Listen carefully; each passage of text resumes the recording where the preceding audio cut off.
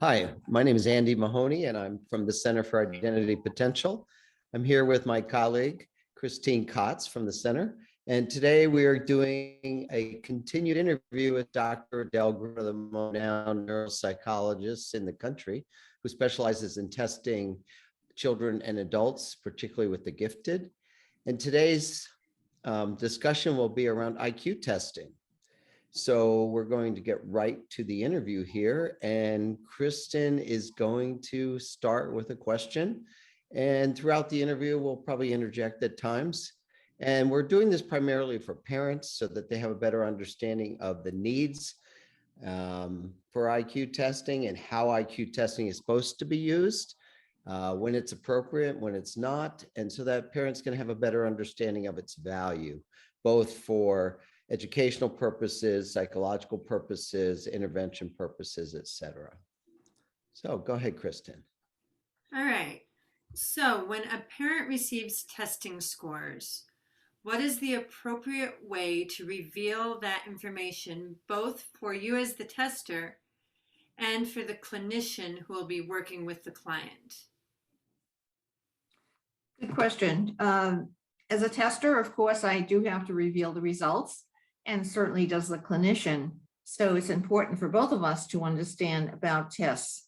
The first thing I think that's important, because people bring their children in for an evaluation, or an adult comes in for an evaluation because something's wrong, something's not going right.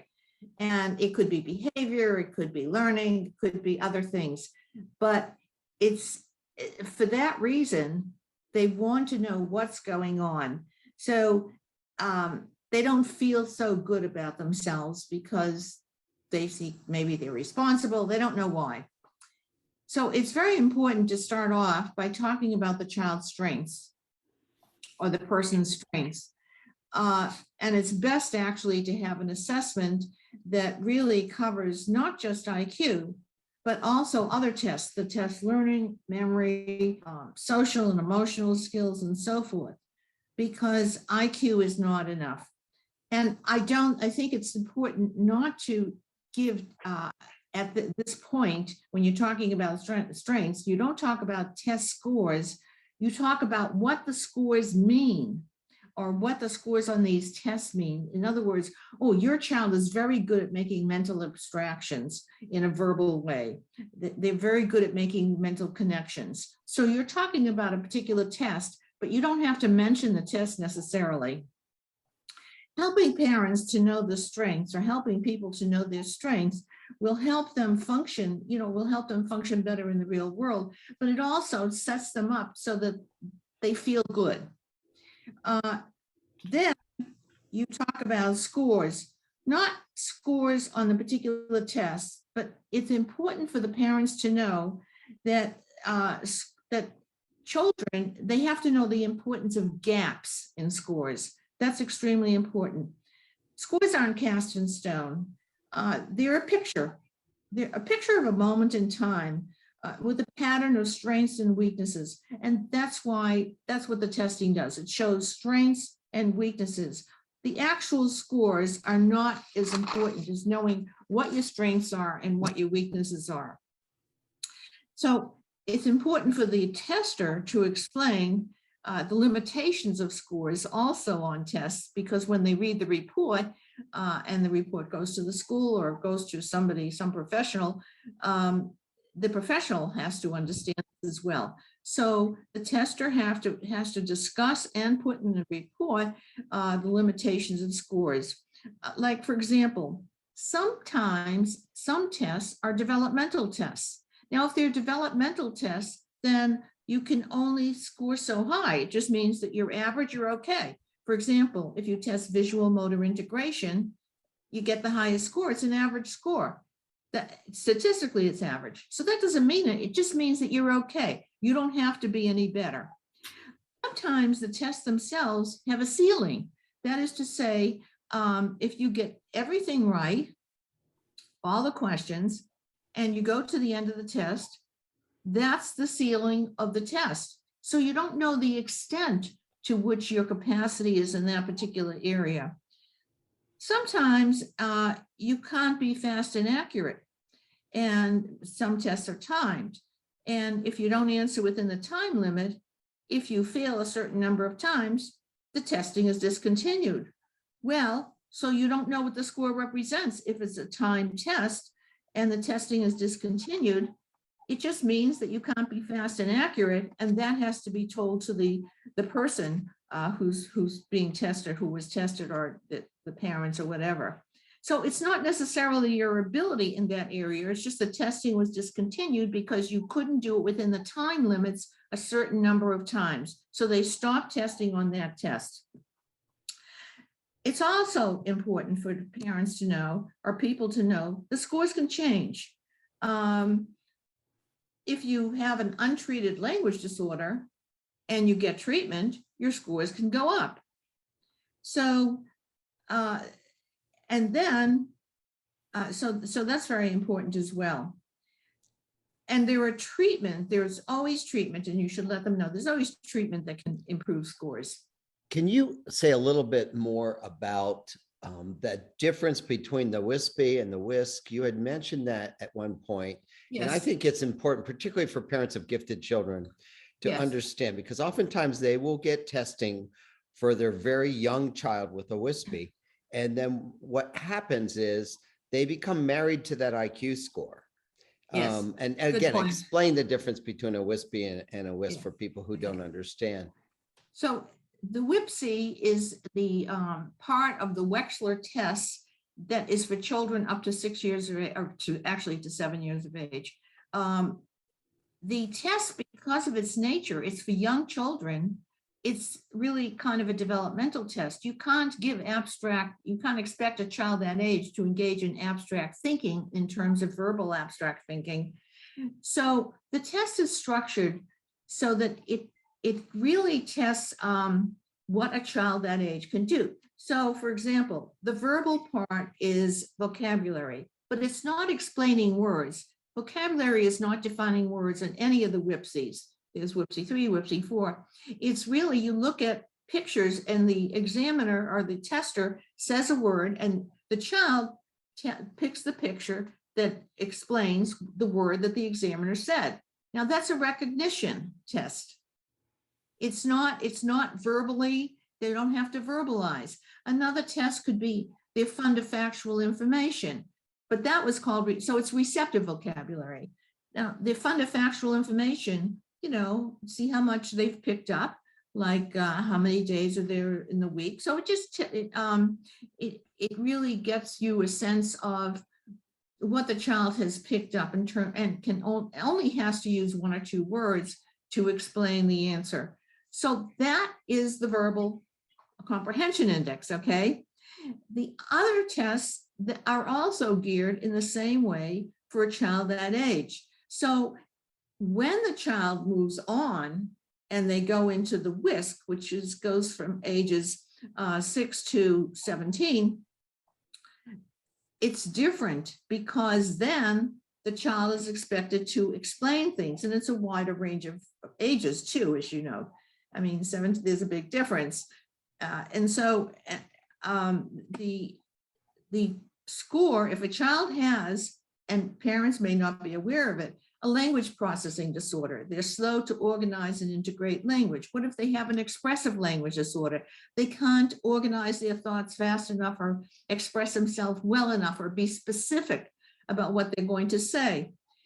So if they have that and nobody knows about it and they're masking it because they're supposed to be smart, then the scores go way down. And in fact, I had a case where the score went way down on the WISC, and the parents don't realize they have to understand the difference between the WIPC and the WISC to see why there are differences in scores.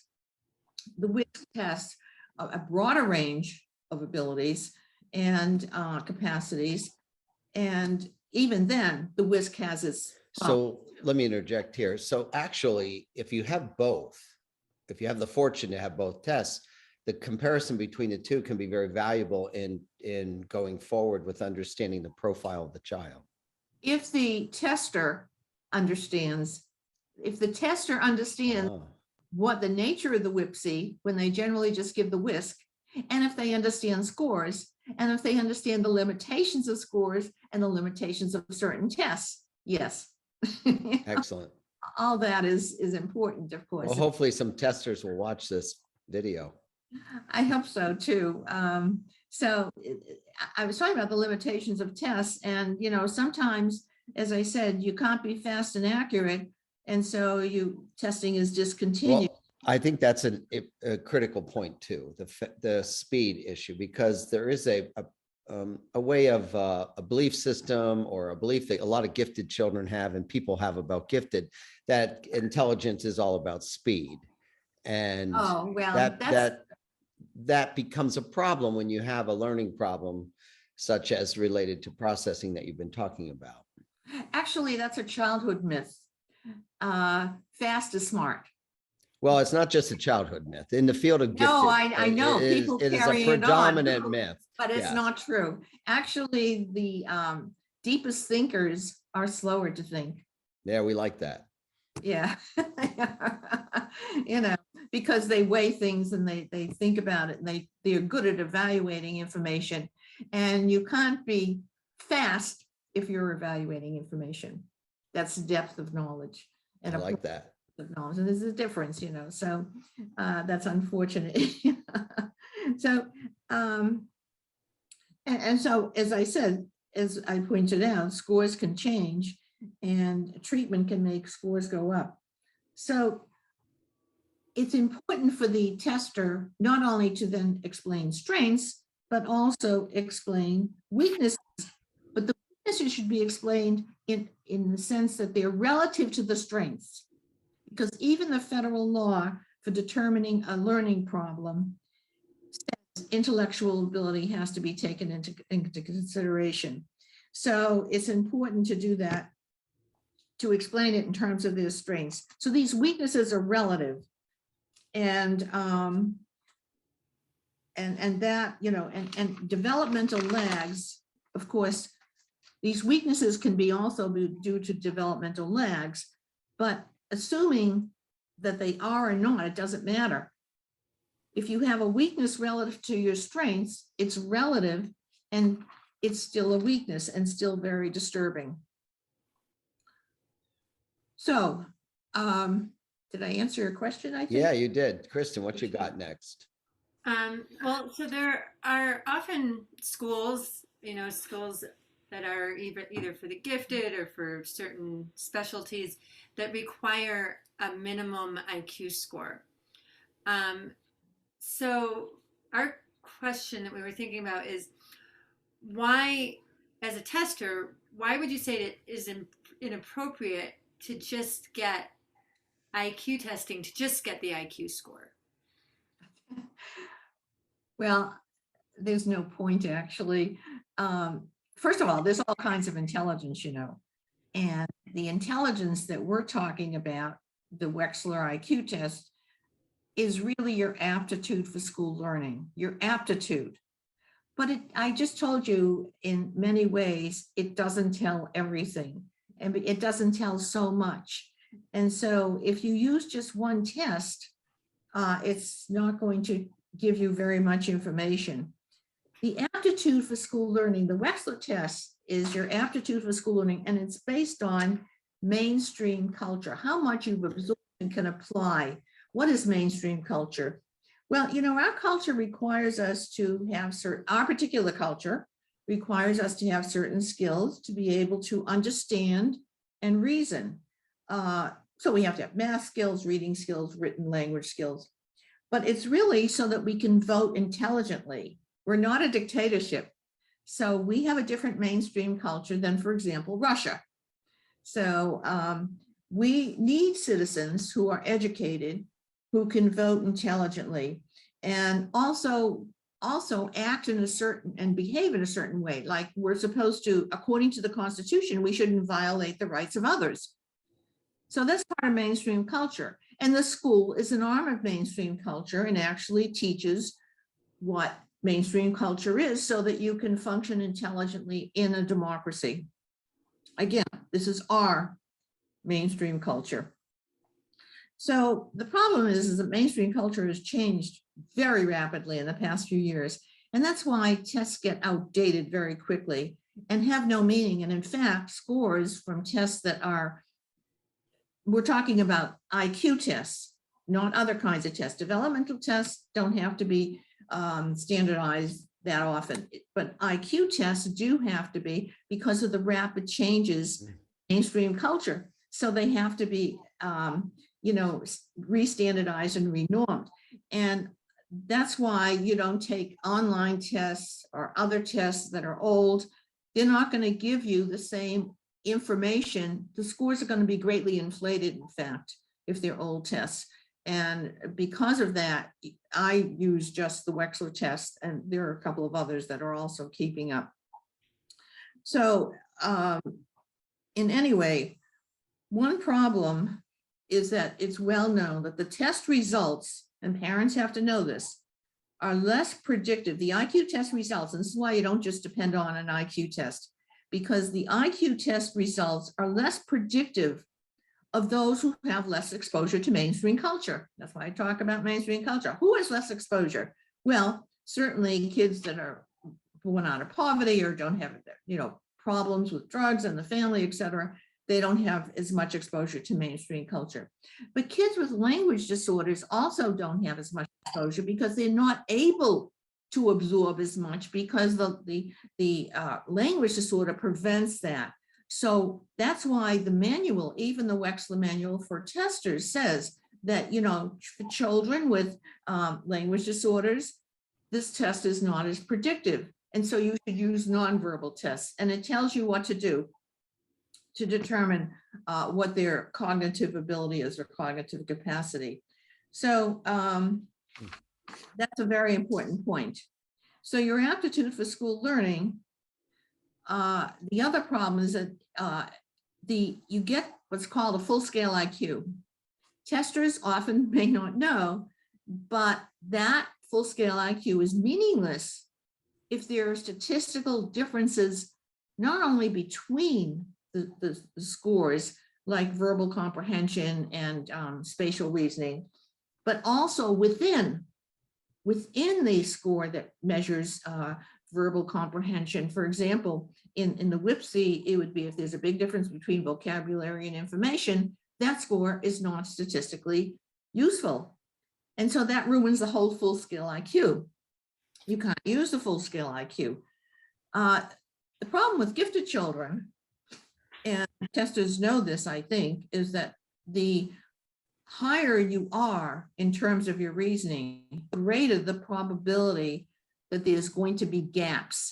And that's what the tester and the counselor who you refer to or who referred to you has to make it clear to the client that gaps are greater and they're more likely in the gifted population than in any other population. Because statistically, the higher you are from the mean of the population, the greater the probability there'll be gaps. So very often the full-scale IQ doesn't carry weight. There is something called a general ability index, but the tester has to be knowledgeable about these scores and the differences between the scores, and they're called base rates. And if the tester doesn't know about these base rates, then you won't get a true picture of what's going on. Finally, one number doesn't tell you much, and that number can change. IQ can change depending upon untreated relative but significant weaknesses. Go into a depression, that's going to affect your scores too.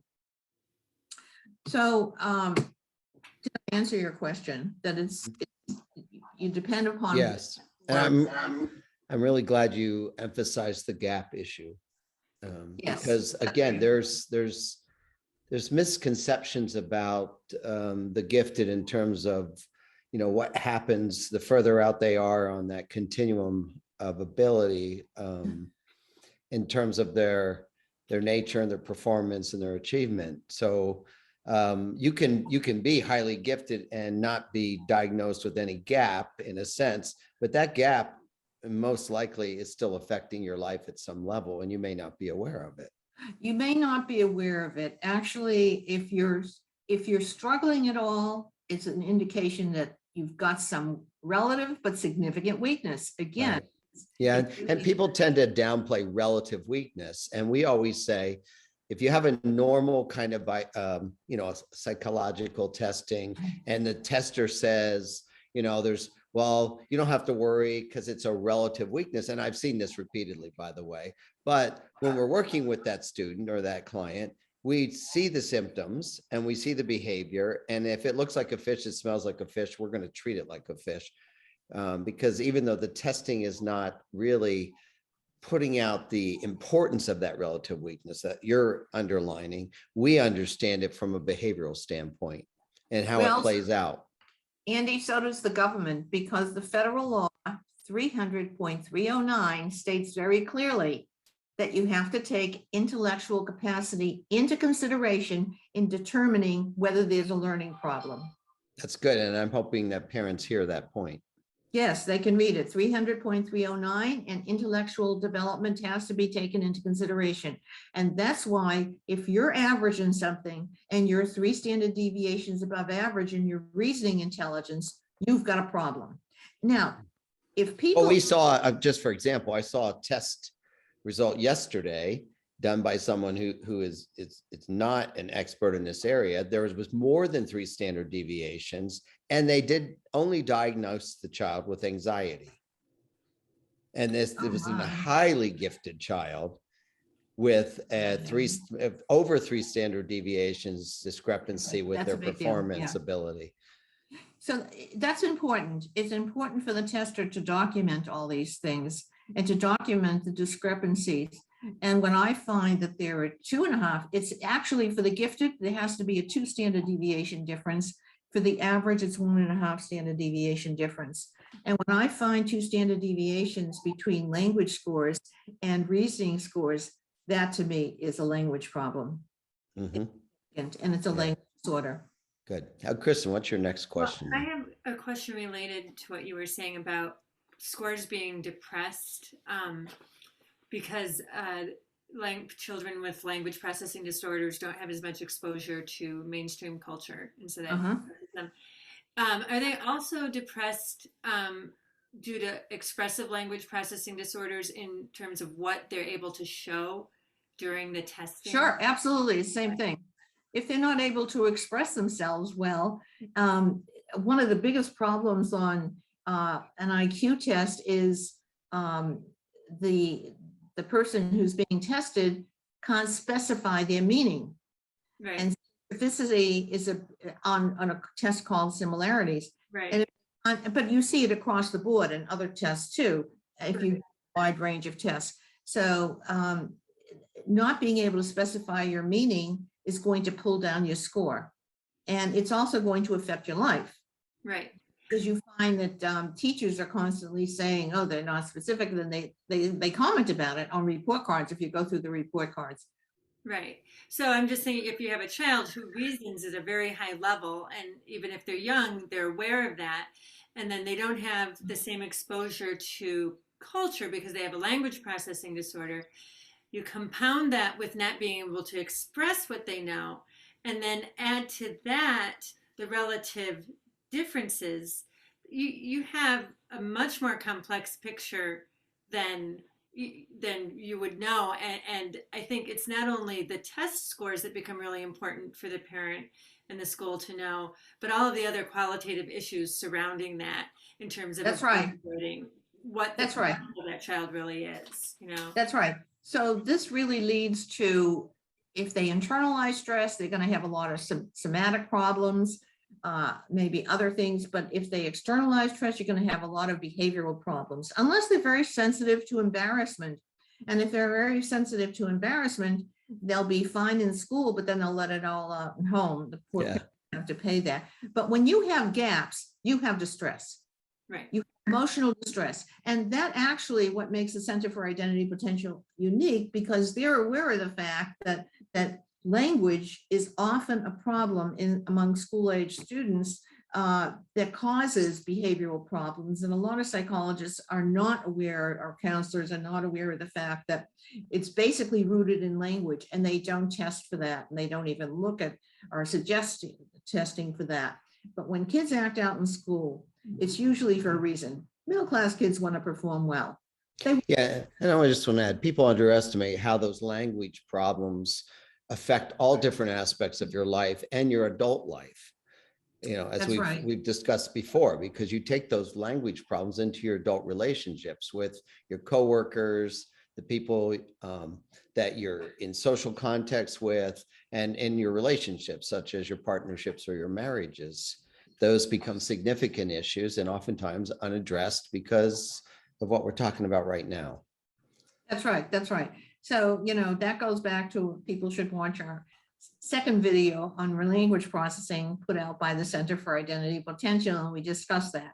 When kids are acting out in school or they're struggling in school, invariably it's related to language because language is the medium in which we communicate. And that's what the school teaches. They use language to communicate. And kids who want to do well, and they get discouraged, as they say, they act out, but do watch that video to find out. The big thing is that it's important for the tester to document, to really provide enough documentation to show the school that there is a problem. And that requires a great deal of testing and also knowledge about the tests and the limitation of tests. So I think that's the most important thing. Documentation of details showing the school that there is a problem. It can't be a vague thing saying, oh, they have trouble processing language. I don't think the school's going to necessarily buy into that unless you really support the school financially and it's a private school. Normally, they won't buy into that. And for a public school especially, you have to have a lot of documentation to show this is a problem, because they're going to look at the IQ scores and that's not going to indicate that there's a problem. So you've been talking a lot about the problems that bring people into testing, and that's what you're looking at and evaluating, those problems and what the profile looks like in relationship to them. Can you then describe reasons why having neuropsych testing in a comprehensive way can be helpful for the family, the school, and the clinician, the applications? Oh, well, could you add to that, Adele, how you utilize IQ testing in relationship to all the batteries, because you're not a typical neuropsych tester. You do far more comprehensive evaluation. And so people get an idea that IQ testing, in terms of when you're using it, it's in relationship to a large battery of evaluative tests. Right, right. So I think that the typical neuropsych testing tests, they include an IQ test, they test attention, memory, a lot of executive functioning, and sometimes they test social emotional abilities, but they do it more through inventories.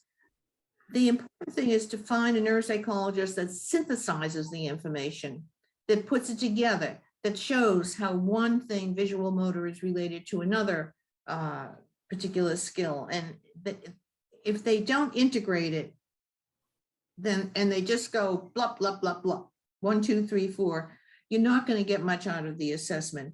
So again, it's very important to document and to do a very thorough job. I don't know if neuropsych testing normally tests reading the way I do. I look at language processing. I look at visual tracking and visual processing, naming speed. I look at phonological processing and all aspects of phonological processing, but I also look at auditory discrimination and short-term memory, of course. But auditory discrimination is important because if you don't discriminate between sounds, and nobody may know that you have a problem discriminating between sounds, that's going to actually create fuzzy phonological representations in the brain. So says the American Speech and Hearing Association. So that's a problem with reading as well as with language. So I don't know how thorough other neuropsych testers are, but I think it's important to find someone who does a wide range of testing, more than just the typical neuropsych testing, I think. Again. How hold on well one second. all of this is synthesized is really what's important. Right. So Kristen, circle back to the first part of that question, but because I wanted to make sure people understood how Adele uses IQ in relationship to all the other ones before she answered that question that you posed. Right. Yeah. So the question was about how it can be helpful to parents, family, the school, and the clinician. Okay, so the results of an extremely comprehensive battery, it should also include suggestions as to what can be done. Because really something can be done for every weakness and every gap. As far as that's my experience, and it's quite extensive. So I think it's helpful to the, certainly it's helpful to the parents. It should be able to depict in the report what the problem is and how it can be strengthened or accommodated, I should say. So in that way, for example, for children with learning problems, there's definitely things that can be done for children with learning problems so that they can be able to demonstrate their strengths. If they're a very slow reader, we'll give them extra time. That will give them extra time. In fact, the person I evaluated last week, she needed 150% more time. And teachers were saying, she just doesn't score well on tests. Well, she doesn't score well on tests because she doesn't have enough time, because she's so slow to process language, and it takes her so long to process novel language. School is different. She knows what to expect. But when it comes to novel language that you find on standardized tests, she needs the extra time. So that's one accommodation that can be. Let me add something in terms of your work and our work with your testing in terms of family benefit. Because you don't actually get to see the results too much. No, I don't.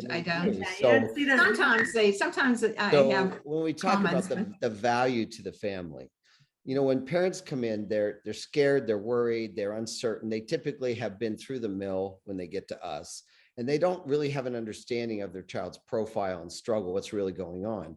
So because you do such comprehensive work, and because you lay it out in such a way that we can pragmatically employ it in terms of helping, what we see is that when there is an issue or problem or a learning problem, the parents now are not worried about it the same way. Their anxiety goes down. They have a much better grasp of the problem, and they're able to move forward because now they actually know what is going on. And when you know what the problem really is, you can actually It relieves a lot of anxiety. It relieves it. So there's an enormous impact to good testing that we depend on, because we want to make sure that evaluation covers everything, because we don't want them running off to somebody else and still wandering around aimlessly. But the impact is far bigger than and it goes for a long time. And we also find that the longer people have a good assessment, the more valuable it becomes. Yeah. And that is something a lot of people don't grasp at first. But once we encourage parents to go back at different intervals and reread that testing, and then it starts to reintegrate for them. Like, wow, there's a lot of value in this. And even I had a client call me up 20 some years later and wanted to know if I had his testing. Unfortunately, the doctor, I didn't have it. The other doctor had it, but he, for some reason, got smart about it and really started to want to understand his learning problems. And very nice. It's a very valuable experience because you have a whole world of information you can match up now up to that testing, where that testing now is kind of internally valid to you. Yeah, without that knowledge, it's like walking around in the dark with no light, and you're struggling to find your way around. Yeah.